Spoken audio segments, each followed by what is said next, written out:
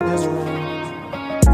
Let it all go, let it all go. No submission, this is 250. Greatness or death, this is how we roll. Before I'm laid to rest, I'll conquer the globe. Past 5 days, the feds have been rounding up criminals who are in the country illegally. U.S. Immigration and Customs Enforcement say they arrested 188 people. They say 90% of those who were arrested had prior convictions, and the majority are from Mexico.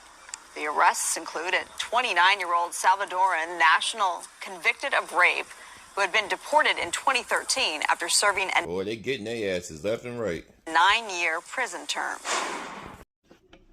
Yo, 250 gemstones exchange. That's why I give you guys great content. And in exchange, you guys, if you like, comment, or subscribe, hopefully all three of the above. Don't be afraid to share my videos. Pass me around. Facebook, Instagram, and all other social media platforms. And y'all know how I feel about my ching. If you'd like to support the channel, Cash App, $Michael US. Also, to get exclusive content that nobody else has, check out my Spotify podcast. Link is in the description. Y'all stay and watch the whole video. We need to talk.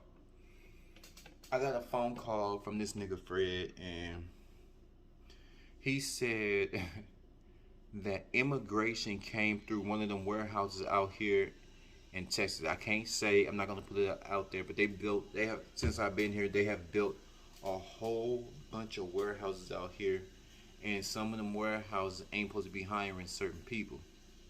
Ain't none of my business. I'm just here for my check. A nigga just trying to get his check. But he called me up, and this is how the story goes. So he went to work, and his manager is Jaleisha Stanford. This is a fake name. I won't get her real name out there.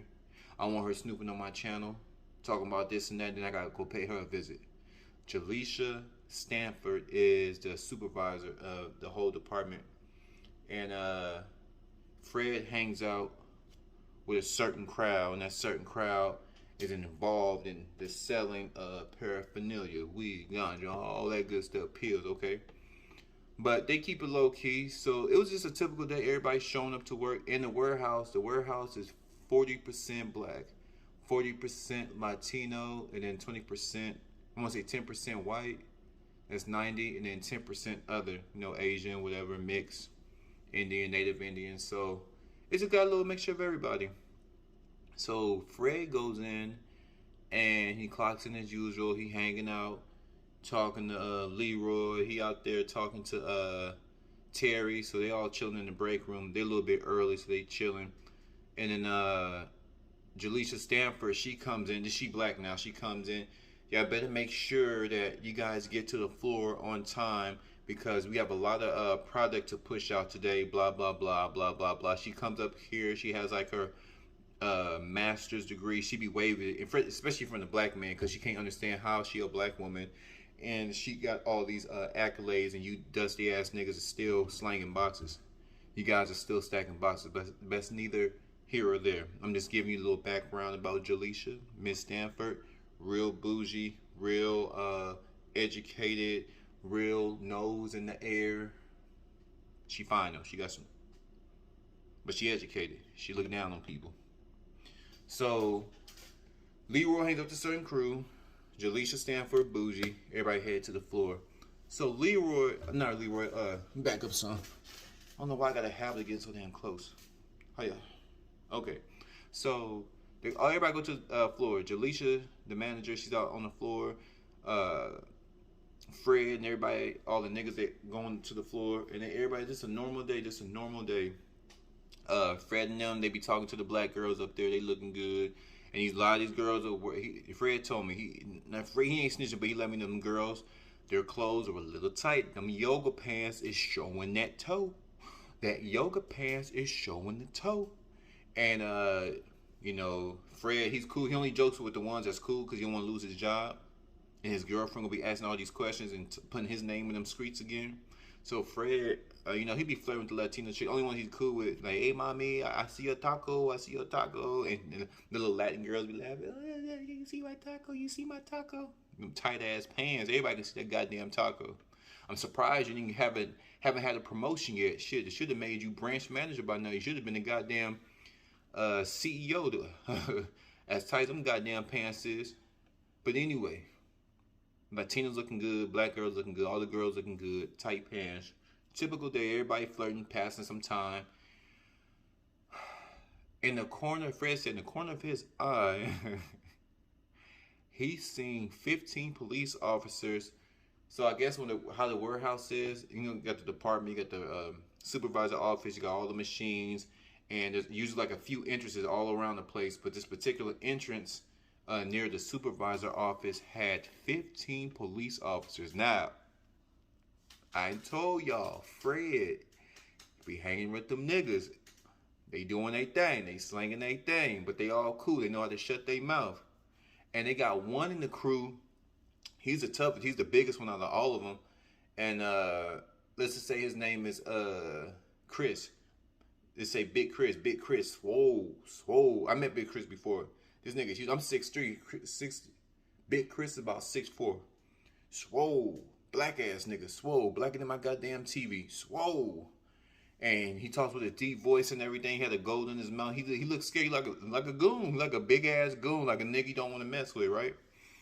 So Big Chris, Fred, Leroy, Terry, they all looking at the officers. Fred said, "Nigga, I almost shit myself." Let me tell y'all, like I said, I can't tell what the warehouse is. I can't tell all this business, but they had the shit in their lockers.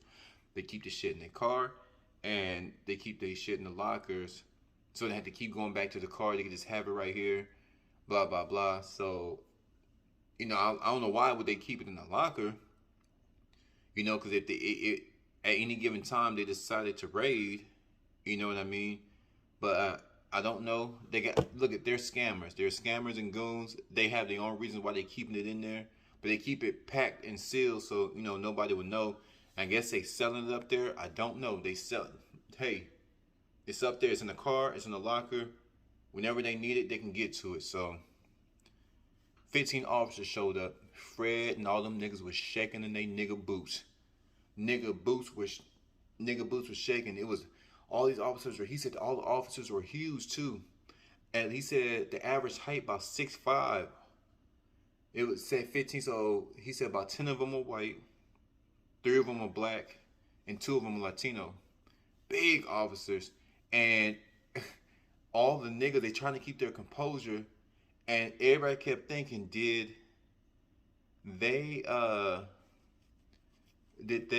somebody snitch? Did somebody, what's going on? So the officers is talking to the manager. They're talking to, not Jaleisha, there's another manager they're talking to. It's Jaleisha's boss. So they're talking to Jaleisha's boss. And they see that the cops is walking the boss.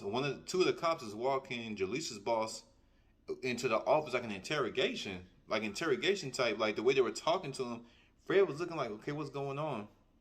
So the remaining officers were walking around with these pieces of paper. Like, let me see.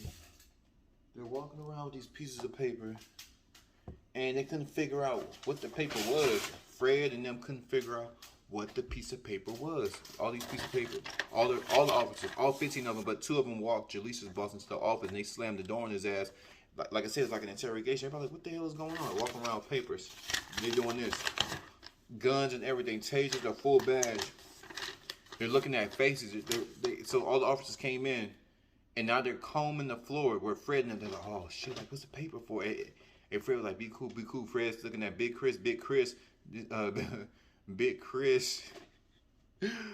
He looking nervous. I'm like, God damn. Fred said, I was so disappointed in Big Chris. He's looking all nervous. He's the biggest one out of all of them. Big black nigga with the gold tooth, swole. He's the most nervous out of everybody. I don't know why you're nervous. You go back to jail. You can just beat up everybody when you get back there. But that's neither here or there. So all the cops walking around. Do like this. All the cops looking for him. All the cops. So everybody's trying to figure out what's this piece of paper. As Fred and all the blacks are trying to figure out what's going on, I don't know who tipped off the Latinos. All they heard, Fred said, all they heard was Policia. How you say it? Policia, vámonos. Policia, vámonos. Policia, vámonos. I said, now, Fred didn't know what Vamanos mean. You know, he a nigga. He stay in his own lane. But I grew up in Cali, and I got to put these two. I can put these two together. They're saying that policia, police, Vamanos, we need to go. So I told Fred, but I mean Fred figured it out. But let's continue the story. So let me tell you how Fred figured it out. Luis and Luis, Pedro, these fake names, I'm gonna put their real business out there. Luis, Pedro, Emilio, Cynthia, Maria, all of them. So like I said, it's 40% Latino, and half of them were scrambling. He said, Fred said they started running. They started me. I said, what? They started running. He said, man, it was immigration. Immigration came through to get Luis and all them. I said, what? He said, man, you know how we see it like on TV, but to see it in real life, he said them goddamn Mexicans were scrambling. He said he was talking fast. He said, you know, they usually talk kind of fast, but they were talking faster than usual. Fred said, he's like, policia, vámonos. He said them niggas was running this way, one running this way. One ran to the restroom. One tried to run to the locker. The other one tried to run to the exit. He said them police chased them people down, man. Them police chased their little brown ass down. I was like, well, damn, what happened? He said they fucked them up. He said the piece of paper was their pictures because they were giving false names up in there. It was false names, and Fred holding on to his head like this. Fred said, what the fuck is going on? He said, mama, policia. He said, see it? I've seen people get arrested, but not like this. This was some crazy shit. He said they got them people on the floor, and they were chasing them down. Now, one of them was quick. He hit that exit, but you know, when you hit the exit, the alarm goes off. And they had he said, Fred told me that they had police outside too. Police, Fred said when Luis opened that door, he can see all the policemen outside. He said they had SUVs. They had squad cars. He said, name it, they had it out there. He said they were combing that place left and right. SWAT team. So Fred said, God damn. He said, Fred was worried about all that shit that was upstairs in that goddamn locker in the break room. But he didn't want to make it obvious that he's trying to get away from the situation. So the police was telling everybody else, don't move. Everybody sit still. Everybody still. You just stand there where you at. Fred said, God damn. He said, them my goddamn Mexicans running all over the goddamn place. He said they were catching them. They were catching them and messing them up. And Fred said what he kept hearing was, no Venezuela. No mas Venezuela. No mas Venezuela. No mas Mexico. No mas Cuba. I'm like, God damn. So I was telling Fred, they were saying no more of their country. They ain't trying to go back to their country. Fred said, God damn, what's going on? He said, what's so bad of it? Now Fred had messed up because he's trying to figure out, after I really broke it down to him, I said, they're trying to escape from them countries, man. He said, damn, is that bad? These people risking their life just to get over here. They risking the ass whooping. They risking it all.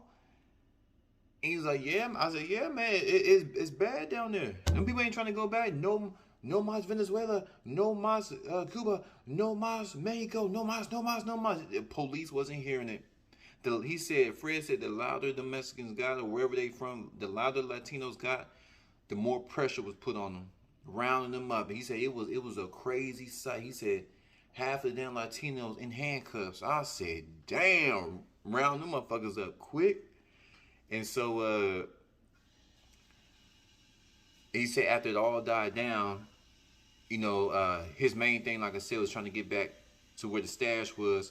But here's the thing. While all the commotion was going on, right before the commotion ended, Big Chris, like I said, he was shaking in his boots. He's the biggest nigga.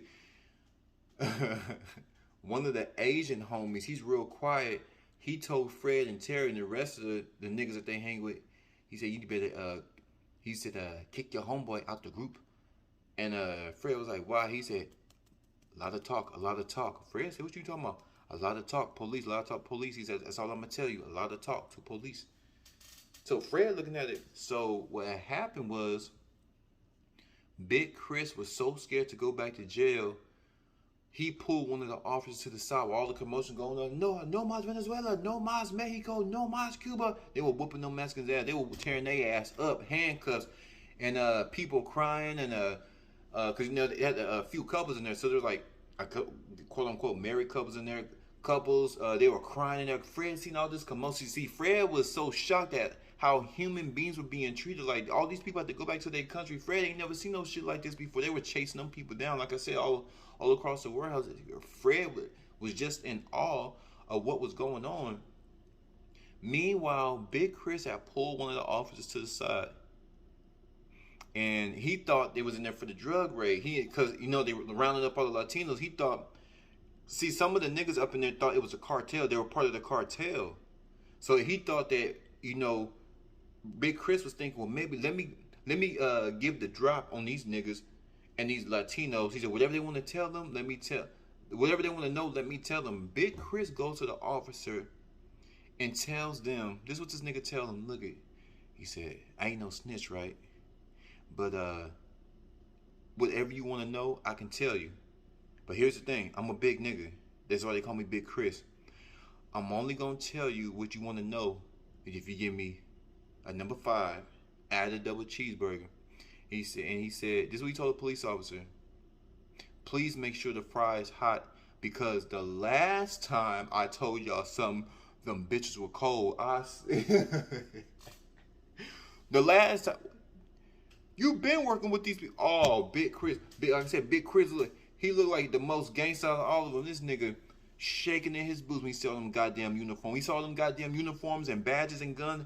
Big Chris was crying to his mama on the inside, talking about, can you make sure the fry's hot? Because last time I told y'all something, the bitches was soggy. Oh, it was a mess. Oh, it was a mess. So, how the day ended, all the commotion, the manager got locked up for hiring them. The E-Verify, this is Jaleesha's boss. He got fired, and so Fred said, and so Jaleesha said, everybody go home. But the way she was saying it, she was like, everybody in a rush, like, go home, go home. So Fred goes up there, he trying to get to that stash, right? Police gone, everybody's gone now. They're trying to get back to that stash. So Fred goes up there, he makes sure the coast is clear. And, they got it tucked away. He goes into the locker and it's still there. He's like, woo. Now it's just getting back to the car, doing their thing. He puts it in his pocket. But as he's putting it in his pocket,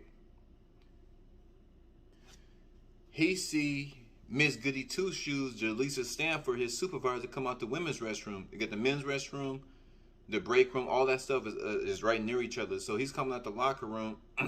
He's about to go head out towards the exit, and he see Jaleesha.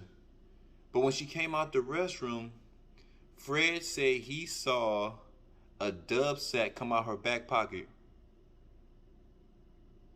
He saw a dub sack, the kush, the ganja, come out her back pocket. She said she was moving fast trying to get up out that place. He said it was just me and her. Everybody else that left, I wanted to act like it was normal. I was acting cool, calm, and collected. She was locking up the place. She was shutting it down. She contacted who she needed to contact, and she was shutting it down. So I'm looking at her. Fred said he was looking at her. She's looking at him. She said, I gotta pay my student loans back. She said just like this. They looking at each other. She knew what Fred was thinking. What you doing with that dub sack? Busting out the back of your damn jeans. She said, I gotta pay my student loan back.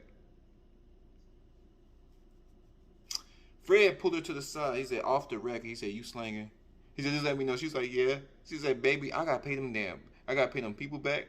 She said, I got rent. She said, I thought they was up here looking for me. She said, I really thought you snitched on me, because you know how me and you been, they ain't seeing eye to eye. So I had to do what I had to do. And Fred just had an amazing day, a very interesting day. His boss, Miseducated, Miss Nose in the Air, she pushing more dope than everybody up there. Ain't that something? Half the damn staff don't even have appropriate documentation. They're going back to their country. Rounded up. Got rounded up left and right. Got chased down all throughout the facility. Big Chris, they had the kid come out. Come to find out, the nigga that he's hanging with is a snitch. Been snitching. Big nigga, buff, gold teeth. What an interesting day. I told Fred, man, you going to roll you one and sip you something to, relax. Because this ish is crazy. 250. I'm gone.